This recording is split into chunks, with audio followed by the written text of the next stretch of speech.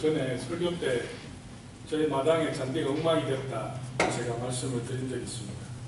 그렇게 된 이유는 이 잔디 사이에 난 잡초를 죽이려고 제가 약을 사서 뿌렸는데요. 알고 보니 그 약이 모든 걸 죽이는 약이었어요. 제가 그걸 모르고 얼마나 신나게 잔디밭을 돌면서 뿌렸는지 뱅글뱅글 돌면서 신나게 저것들이 다 죽을 날을 생각하면서 그렇게 막 뿌렸는데 나중에 오늘 잔디까지 같이 군데군데 듬성듬성 빵구가 나가지고 굉장히 마음에 스트레스를 많이 받았습니다. 그래서 여러분들한테 제가 물어봤어요. 어떻게 하면 되느냐. 조언을 제가 구했더니 다 공통적으로 잔디씨를 사서 뿌리라고 말씀해 주셨습니다. 잔디씨를 사기 위해서 이제 홈디포를 갔습니다. 가서 잔디씨를 막 찾다 보니까 잔디 리페어에 아주 탁월한 효능이 있는 제품을 이렇게 놓아뒀더라고요. 그래서 제가 이쪽 귀가 얇아요. 그래서 그걸 자세히 봤습니다. 저걸 하면 빨리 할 수 있겠구나. 또 그런 제품에는 사진도 멋있게 나오잖아요. 그래서 그것을 하면 그 잔디가 이렇게 훼손된 곳을 싹 정리하고 그 제품을 뿌려놓으면 2주 만에 그렇게 광고를 하더라고요. 2주 만에 잔디가 이전보다 더 나온다고 아주 탁월한 효능이 있다고 광고를 하는 걸 제가 딱 보고 저거를 사야 되겠구나. 그래서 그것을 샀습니다. 그 집에 가서 잔디 훼손된 부분을 정리를 하고 이제 그 제품을 뿌리고 물을 주었어요. 얼마나 기대하는 마음으로 물을 줬는지 모릅니다. 곧 나오게 될 잔디를 생각하면서 열심히 물을 주었습니다. 그런데 어떻게 됐을까요? 2주가 지나갔는데 놀랍게도 아무런 효과가 없는 거예요. 아무런 반응이 보이지 않는 겁니다. 그래도 혹시나 하는 마음에 뭐 3주도 될 수 있겠지. 그래서 계속 물을 주었는데 결국은 제가 한 달 반 만에 그것을 다 걷어냈습니다. 그 잔디씨를 사서 다시 곳곳마다 잔디를 뿌렸습니다. 속았다는 심정이 들더라고요. 그때 제가 깨달은 교훈은 광고는 절대 믿어서 안 되겠다 하는 걸 다시 한번 이게 진리구나 그걸 제가 깨닫게 되었습니다. 아니 효과는 없는 거예요. 저는 이러한 모습이 우리의 믿음의 삶 속에서 특히 영성을 갈망하는 우리들 속에서 일어난다고 생각합니다. 특별히 언제 일어나는가 하면 믿음의 시작보다는 믿음의 시간이 어느 정도 지나갈 때 일어나는 것 같아요. 처음 예수를 믿을 때는 얼마나 복음에 대해서 감격이 있었습니다. 찬양을 2시간, 3시간 해도 정말 기뻤고 목이 쉬어라 찬양을 했습니다. 말씀을 들을 때, 처음 예수를 할 때 여러분 말씀을 들을 때 얼마나 그 마음속에 기쁨이 느껴졌습니다.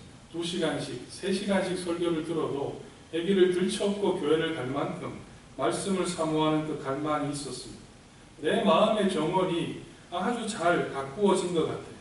기도를 하면 얼마나 그렇게 눈물이 나는지, 내 죄에 대해서 회개의 눈물이 나고 은혜에 대해서 감사의 감격의 눈물을 흘렸습니다. 전도를 하지 않으면 마음이 답답해서 못 살 것 같은 그런 때가 있었다는 거죠. 그런데 시간이 지나면서 우리에게 찾아오는 것은 하나님과 함께 계심과 그 은혜에 대한 감격, 감동이 더 커져 가야만 될 것 같은데 오히려 정반대로 가는 내 자신을 보게 되는 거예요. 기도를 해도 혼란스러워요. 말씀을 들어도 감동이 없습니다. 잡생각들만 막 떠오르는 거예요. 아마 이 자리에 있는 여러분들 중에 저는 아마 제가 예상할 때는 그런 분이 있을 겁니다. 오늘 점심 메뉴가 뭘까? 또 집에 가서 내가 해야 될 일을 생각하고 또 어제 본 드라마가 잔상들이 계속 남아있는 그 분들이 아마 적어도 몇몇 분 있을 거라고 저는 생각합니다. 저는 그 마음 너무너무 잘 압니다. 여러분들이 그러고 싶지 않잖아요. 정말 말씀에 집중하고 싶은데 우리의 마음속에 이 컴퓨터 열면 그냥 팝업창처럼 우리 마음에 떠오르는 것들을 우리는 경험하게 되는 거죠. 이 어느 순간 잘 가꾸어진 정원과 같은 내 마음의 상태가 점점 황폐해져 가는, 그 정원이 점점 황폐해져 가는 내 자신을, 메말라가는 내 자신을 보게 된다는 말이에요. 그럴 때 우리는 어떻게 하겠습니까? 그럴 때 우리는 제가 말씀드린 것처럼 훼손된 그 부분을 살리기 위해서 쉽게 새로운 제품을 찾아가는 것처럼 어떠한 방법을 찾게 된다는 겁니다. 설교를 잘한다는 목사님의 설교를 들어보기도 하고 때로는 부흥회를 참석해 보기도 하고 때로는 기도원에 가서 나무 뿌리도 잡아봅니다. 그 외에 어떻게 하든 그 영적인 잃어버린 감각을 찾기 위해서 좋다는 프로그램들을 열심히 동참해 보는 겁니다. 근데 여러분들 경험해 보셔서 아시겠지만 생각하는 것만큼 효과가 있던가요? 아마 그런 생각들을 한 적이 있을지 모르시겠어요. 내가 왜 이럴까? 옛날에 안 그랬는데. 내가 왜 이럴까? 예전에 안 그랬는데. 그런 생각들을 우리가 할 때가 있다는 거죠. 이런 영적인 황폐함, 그 메마름이 경험하는 것이 여러분 생각할 때 내 믿음이 정체되어서 그렇다고 생각합니다. 무엇이 잘못된 것일까요? 오늘 우리가 읽은 이 말씀은 구약 성경 중에 아가서입니다. 솔로몬 왕이 기록한 아가서인데요. 우리는 아가서를 보면서 남녀간의 사랑을 다룬 내용이라고만 생각합니다. 물론 솔로몬 왕과 술라미 여인 간의 그 사랑의 편지 정도로 보는 경향이 있고, 심지어는 이 아가서를 보면서 노골적인 그런 성적인 묘사가 있어서 좀 거북스럽다 여길 때가 있습니다. 그런데 이런 아가서의 모습 속에서 우리가 생각해야 되는 것은, 만약에 단순히 남녀간의 그 사랑의 모습만을 다룬다면 굳이 이것이 성경에 기록될 이유는 없을 겁니다. 그런 측면에서 우리가 아가서를 생각해 보면 남녀간의 그 사랑을 통해서 보여주고자 하는 하나님의 뜻이 있지 않을까. 많은 구약학자들이 아가서를 보면서 이야기하기를, 아가서는 단순히 남녀간의 사랑만을 다루는 것이 아니라 그것을 넘어서서 하나님과 그의 택한 백성, 주님과 그의 사랑하는 교회, 성도와의 그 뜨거운 사랑의 관계를 다루는 성경이라고 그렇게 구약학자들은 주장합니다. 저도 그 생각에 동의하고 있습니다. 그렇게 보는 이유는 예수님께서 누가복음 24장 27절 이런 말씀이 나와요. 모세와 모든 선지자의 글로 시작하여 모든 성경에 쓴 바 자기에 관한 것이라고 말했어요. 그 말은 결국 모든 성경에는 복음이 있다는 거죠. 예수 그리스도가 있다는 겁니다. 그런 측면에서 아가서도 이 속에서 우리는 남녀간의 사랑의 깊이를 볼 것이 아니라 예수 그리스도가 우리를 향한 사랑을 보아야 된다는 그런 말씀입니다. 또한 성경은 곳곳에서 주님과 그의 사랑하는 백성과의 관계를 어떻게 묘사하고 있습니까? 신랑과 신부의 관계로 묘사하고 있다는 말씀입니다. 마태복음 22장 1절 2절에 혼인잔치의 비유나 고린도후서 11장 1절 이런 말씀이 나와요. 내가 너희를 정결한 처녀로 한 남편인 그리스도에게 드리려고 준매함이니, 사도 바울이 지금 우리 교회 성도를 정결한 처녀로 묘사를 했습니다. 신랑과 신부의 관계로 묘사한 거죠. 그런 면에서 이 아가서도 우리는 그렇게 보아야 됩니다. 남녀간의 사랑이 문제가 아니라 교회를 향한, 성도를 향한 하나님의 사랑과 또 하나님을 향한 그 성도의 그 마음을 남녀간의 사랑의 관계로 보아야 된다는 말씀입니다. 오늘 말씀 그런 측면에서 우리가 3장 1절로 가보시면 이런 말씀이 나옵니다. 내가 밤에 침상에서 마음으로 사랑하는 자를 찾았노라. 찾아도 찾아내지 못하였노라. 이 구절에서 제가 드린 그 해석의 원칙을 따라서 보면 내가는 누구를 말하겠습니까? 주님과 성도와의 그 관계를 말하면 내가는 바로 성도를 말할 수 있어요. 그리고 내가 사랑하는 자는 바로 우리가 사모하고 사랑하는 그 주님, 하나님을 가리키는 말씀이라고 할 수 있습니다. 그런데 그 사랑의 관계가 오늘 3장 1절에 보면 또 2절에 보면 어떻게 되어 있습니까? 위기가 찾아온 거죠. 사랑하는 자를 찾아도 만날 수가 없다는 겁니다. 사랑하는 자를 불러도 대답하지 않는 그런 관계 속에 있다는 것을 묘사하고 있습니다. 그런 측면에서 이것을 우리의 관계 속에, 우리와 주님과의 관계로 놓고 생각해 보면, 우리가 주님을 찾고자 그렇게 부르짖어도 또는 주님 앞에 나를 만나달라고 간절히 간구해도 주님이 보이지 않는, 주님이 침묵하고 계시는 것 같은 때가 있다는 것을 우리에게 보여주는 겁니다. 사랑의 위기가 찾아왔고 영적인 메마름의 순간이 있다는 것을 우리는 유추해 볼 수 있습니다. 비단 성경의 아가서뿐이겠습니까? 하나님의 철저한 그 부재, 하나님이 없던 것처럼 느껴졌다는 것을 경험한 사람들이 참 많이 나옵니다. 대표적인 한 사람 우리 보면 의인이었던, 정말 이해할 수 없는 고난에 경험했던 이 욥을 한번 보세요. 욥기 23장 8절 9절 말씀에 보면 이렇게 나오죠. 내가 앞으로 가도 그가 계시고 뒤로 가도 보이지 아니하며, 누구겠습니까? 하나님이 보이지 않는다는 겁니다. 그가 왼쪽에서 일하시나 내가 만날 수 없고 그가 오른쪽으로 돌이키시나 배울 수 없구나. 혹시 여러분 중에 이런 경험을 지금 하고 계시진 않습니까? 하나님의 그 철저한 부재, 침묵. 또 하나님의 마음의 합판왕인 다윗의 고백을 보십시오.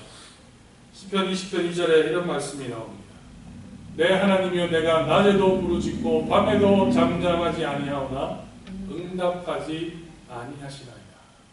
하나님 앞에 눈물로 외쳐도 하나님께서는 아무런 대답이 없다는 말씀입니다. 신약에 와서 하나님의 아들이신 예수님께서도 이런 경험하셨죠. 마태복음 27장 46절에 보면 나의 하나님 왜 나를 버리시나이까. 하나님의 그 침묵, 그 부재 가운데 저는 바울도 이 상황을 경험했는데 저는 바울은 조금 더 들어간 것 같아요. 하나님 앞에 고린도후서 11장에 보면 자신의 병 낫기를 3번 기도했습니다. 그때 하나님의 응답은 거절하셨어요.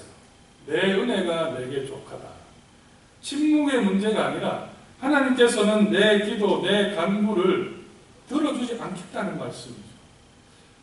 이런 믿음의 선배들이 그와 같은 경험을 했습니다. 비단 성경의 인물들 뿐만이 아니라 많은 기독 지성인들이 이 일을 경험했습니다. 나니아 연대기를 썼던 또 순전한 기독교 같은 책을 썼던 C.S. 루이스가 1943년, 44년도에 책을 하나 썼습니다. 고통의 문제. 고통의 문제는 선하고 하나님께서 어떻게 우리의 삶에 고통을 주시는가에 대해서 답을 찾기 위해 쓴 책이에요. 그 책이 나오고 나서 17년 뒤에 1961년에 이 C.S. 루이스는 자신의 사랑하는 부인 조이가 암으로 세상을 떠나게 됩니다. 그때 이 C.S. 루이스가 고백한 내용이 이겁니다. 하나님은 우리의 행복을 원하지 않는다. 그렇게 그가 글을 기록을 했습니다. 철저하게 하나님의 부재를 경험하는 거죠. 켈빈도 루터도 주님은 나의 최고봉을 썼던 오스왈드 챔버스도 헨리 나우엔 또 리차드 포스터도 그들의 기록들을 보면 하나님의 철저한 부재 속에 몸부림쳤던 것을 볼 수가 있습니다. 그리고 십자가의 성요한이라는 분은 이 시간 이렇게 표현했습니다. 오늘 설교의 제목처럼 오늘 우리가 경험하는 그 내용을 영혼의 깊은 밤이다. 영혼의 깊은 밤이다.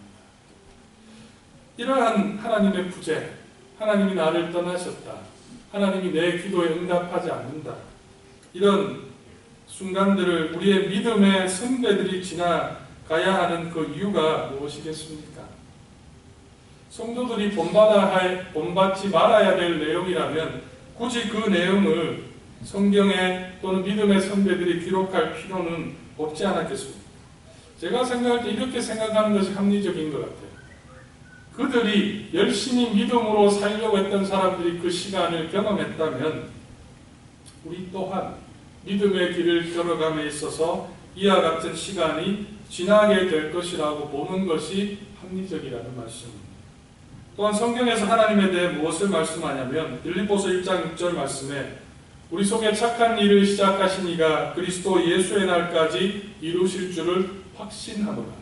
우리가 이 말씀을 기억한다면 지금 우리가 경험하는 그 영적인 메마름, 영혼의 깊은 밤 속에도 하나님의 뜻이 있다고 우리는 생각해야 합니다. 이러한 이 영적인 메마름에 대해서 연구한 분이 있어요. 개혁주의 조직 신학자인 브루스 디마레스트라는 분이 쓴 책이 있는데 Seasons of Soul이라는 책을 있습니다. 그 책에 보면 그가 많은 믿음의 선배들의 글들을 조사하면서 내린 두 가지 결론이 나와요.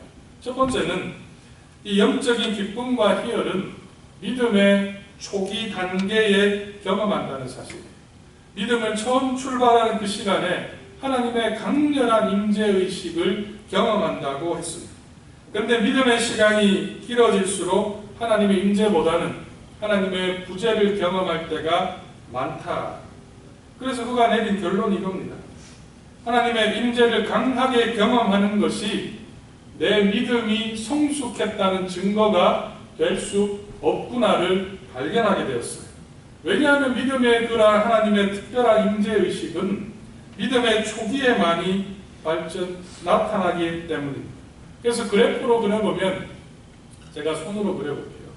하나님의 음재의식을 새로 축으로 놓고 신앙의 기간을 새로 축으로 놓고 가로 축으로 놓을 때 하나님의 임재를 생각해 보면 우리가 일반적으로 생각하는 것은 이렇게 계속해서 올라갈 것을 생각해요. 시간이 지나가면 하나님의 임재를 더 강력하게 느끼겠구나. 근데 그 많은 책들을 연구하면서 발견한 내용은 이거였습니다. 그것이 아니라 혹선이라는 거죠. 하나님의 임재의식을 느끼다가 때로는 하나님의 부재를 경험한다는 거예요. 그러면서 제가 다시 말씀드리면 하나님의 임재를 강력하게 느끼는 것이 내가 영적으로 더 자랐다는 증거가 될 수 없다고 이야기했습니다. 또 하나 그가 발견한 사실은 하나님의 그 임재의 경험은 우리가 무엇을 하는 것과 상관이 없다는 거예요. 내가 이렇게 하면 내가 무엇을 하느냐에 따라서 하나님이 무엇을 주지 않는다는 겁니다. 내가 ABC를 하면 하나님 X, Y, G를 주십시오. 이와 같은 이 잘못된 영성을 루터는 영광의 영성이라고 했어요. 우리가 하나님 앞에 내가 이렇게 하면 하나님 나에게 이렇게 주십시오. 그렇게 하지만 실제로 우리가 경험하는 것은 그렇지 않다는 거죠. 그러면서 그 책에서 나오는 결론이 이거였습니다. 영적인 감동도 하나님의 은혜고 영적인 메마름을 경험하는 것도 하나님의 은혜다. 저는 그 말에 전적으로 동의합니다. 여러분 한번 잘 생각해 보십시오. 왜 하나님이 믿음의 초기 이런 영적 경험을 많이 하겠습니까? 결국은 한마디로 말하면 격려죠. 믿음의 시작을 첫 출발하는 자들에게 이러한 놀라운 하나님의 은혜를 경험하게 통해서 이것이 바른 길이구나 하는 것을 깨닫도록 만드는 믿음의 격려입니다. 어쩌면은 영적인 젖병을 물리는 그런 시간이라는 겁니다. 그런데 시간이 지날수록 하나님은 그거 젖병을 뺏어가는 거예요. 그 젖병에서 더 단단한 식물을 먹도록 하는 뜻이 있다는 겁니다. 출애굽기를 생각해 보면 이런 출애굽기가 보여주는 것은 성도의 삶을 말하는 겁니다. 여러분 한번 출애굽기를 경험하고 나서 이스라엘 백성들이 굳이 40년의 그 광야를 경험해야 되겠습니까? 홍해를 갈랐던 그 주님께서 바로 그들을 다 구름에 태워서 가나안 땅으로 보낼 수 없을까요? 굳이 그 시간을 지나가야 했겠습니까? 지나간다면 좀 이 에어컨을 좀 틀어줘서 시원하게 좀 지나갈 수 있는 그 능력이 있는 분이 우리가 믿는 하나님이시잖아요. 근데 하나님은 그 광야를 다 지나가게 했어요. 신명기 8장 2절에 보면 이런 구절이 나옵니다. 같이 한번 읽어보겠습니다. 시작. 내 하나님 여호와께서 이 40년 동안에 너로 광야의 길을 걷게 하신 것을 기억하라. 이는 너를 주시며 너를 시험하사 내 마음이 어떤지 그 명령을 지키는지 지키지 않는지 알려 하심이라. 하나님께서 왜 메마른 광야를 걷도록 하셨습니까? 이 말씀을 보면 이 메마른 광야와 같은 시간을 걷도록 하셨습니다. 하나님께서 이 광야를 통해서 우리의 마음에 무엇이 있는지를 보도록 하기 위함. 내 마음에 교만함이 있는 것은 아닌지, 내 마음에 참으로 하나님의 말씀을 사모하는 그 마음이 있는지를 드러내신다는 거예요. 한마디로 말하면 그 시간은 우리의 영혼을 정화하는 시간입니다. 우리의 마음을 정결하게 만드는, 우리 안에 숨겨진 그 죄성들, 우리 안에 하나님의 뜻을 따르지 못하게 만드는 요소들을 드러내시는 거예요. 그래서 정결케 하시는 겁니다. 그리고 하나님의 자녀답게 성화된 삶을 살아가도록 하는 필수 과정이 우리에게는 광야의 메마름과 같은 그 시간들을 지나가도록 하신다는 겁니다. 그렇기 때문에 여러분, 혹시 지금 여러분이 이 메마른 상황에 처해 있다면 기억하십시오. 무엇을 기억해야 되겠습니까? 이것이 나를 하나님이 정화하는 과정입니다. 초조하지 말아야 됩니다. 이 감정을 빨리 피해볼까 생각할 것이 아니라 오히려 그때일수록 하나님께서 내 마음을 더 드러내게 해달라고, 오히려 더 그때 내 자신에 더 하나님을 드러내고 하나님을 신뢰할 수 있게 해달라고 기도하셔야 돼요. 하나님을 사랑하지 않는 그 부분이 무엇인지, 내 기도를 방해하는 내 마음에 있는 숨겨진 그 죄가 뭔지를 하나님 앞에 다 드러내게 해달라고 기도해야 합니다. 그리스도를 본받아라는 책을 쓴 토마스 아캄페스가 이런 글을 남겼습니다. 당신의 번영에 우쭐대지 말고 때때로 달콤함을 맛보지 않은 채 메마른 상태에 남겨지는 것이 당신의 싸움에서 유리하다. 신앙의 길을 걸어감에 있어서 오히려 더 유리하다는 거예요. 그리고 청교도들은 이러한 순간 이렇게 표현했습니다. 영어로 말하면 transforming moment. 내 영혼을 바꾸어가는 과정이 바로 광야와 같은 메마름의 그 시간이라는 겁니다. 그렇기 때문에 우리가 이 영혼의 밤을 지날 때 기억해야 되는 것은 하나님은 항상 우리와 함께한다는 그 사실을 결코 놓치지 말아야 돼요. 오늘 말씀에 보면 우리가 인사이트 있게 봐야 될 부분은 이 부분입니다. 사랑하는 여인이 사랑하는 자를 지금 찾아서 밤새도록 헤매고 있어요. 근데 중요한 것은 왜 찾아났느냐? 3장 1절 한번 보세요. 내가 밤에 침상에서 마음으로 사랑하는 자를 찾았노라. 찾아도 찾아내지 못하였노라. 지금 이 여인은 무엇하고 있는 겁니까? 잠을 자고 있는 겁니다. 다시 말하면 꿈속에서 내가 사랑하는 자를 찾지 못한다고 생각하는 거예요. 꿈이 뭡니까? 꿈은 현실과 반대되는 거예요. 하나님이 사랑하는 자는 그 옆에 있는데 자기 스스로 그렇게 생각하는 겁니다. 자기 스스로 생각해서 2절에 보면 이에 내가 일어나서 성 안을 돌아다녔다고 기록하고 있어요. 전혀 지금 상황은 그렇지 않은데, 현실은 그렇지 않은데 자기 스스로 그렇게 느껴서 이제 막 찾아서 다니고 있는 그런 모습을 보여주고 있는 거죠. 우리의 문제는 우리는 메마름을 견디지 못해요.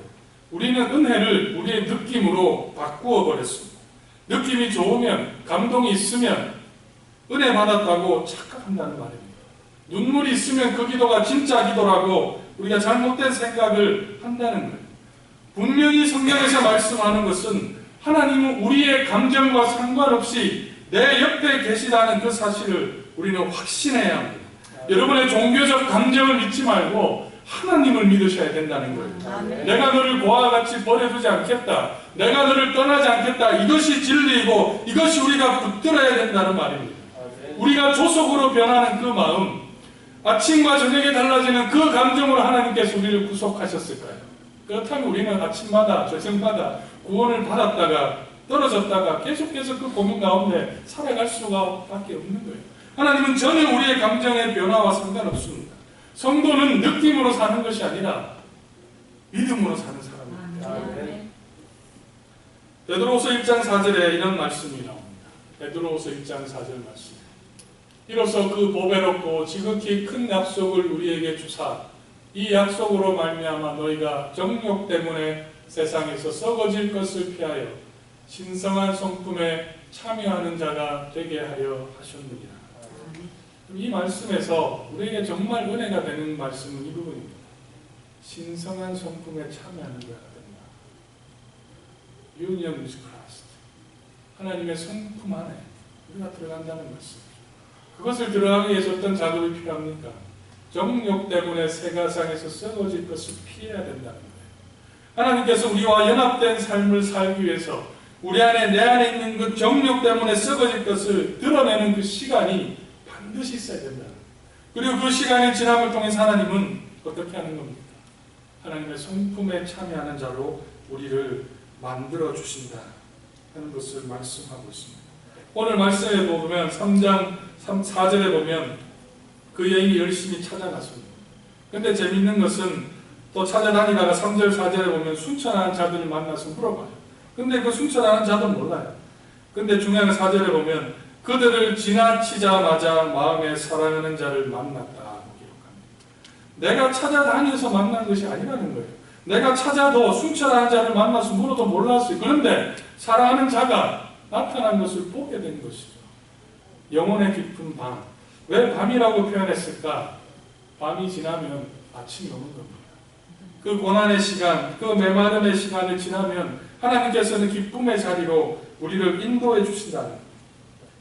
오늘 아침 이 C.S. 루이스는 잠을 깨자 자신의 그 고통과 의심이 사라진 것을 경험합니다.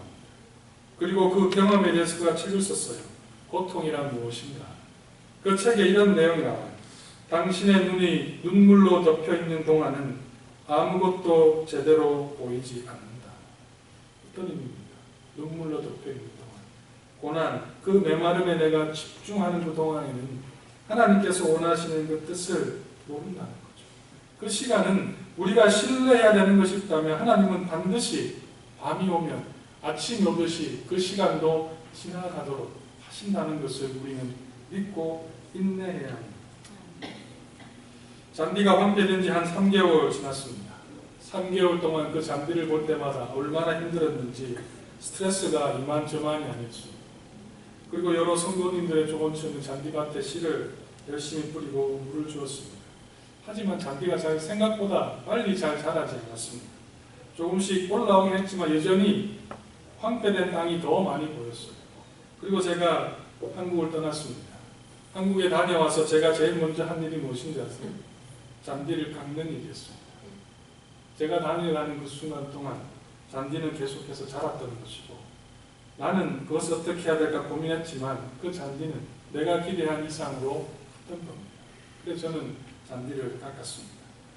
혹시 여러분 지금 영적으로 메마른 순간 가운데 있다면 그 시간은 지나간다는 것을 여러분 기억하십시오. 그 시간을 통과하면서 주님은 우리를 더 주를 신뢰하는 사람으로 만들어 가실 겁니다. 영적으로 더욱 성숙한 사람으로 만들기 위해서 우리 앞에 놓여진 믿음의 길입니다. 그렇기 때문에 우리는 그 메마름을 두려워할 것이 아니라 오히려 그 시간을 통해서 주실 하나님의 은혜를 더 생각하고 인내로 기뻐함으로 걸어가야 할 것입니다. 이곳에 있는 사랑하는 모든 주의 성도 여러분, 믿음의 여정이라는 것은 우리가 기대하는 것과 다를 수 있습니다. 광야 같은 그 시간도 하나님 우리에게 필요하기 때문에 주시는 거예요. 그 하나님, 그러나 그 옆에 계시는 그 하나님을 온전히 붙들고 오늘도 그 메마름조차도 기쁨으로 받아들일 수 있는 그 믿음의 자리에 여러분 모두가 설 수 있기를 주의 이름으로 축원합니다. 아멘. 기도하겠습니다.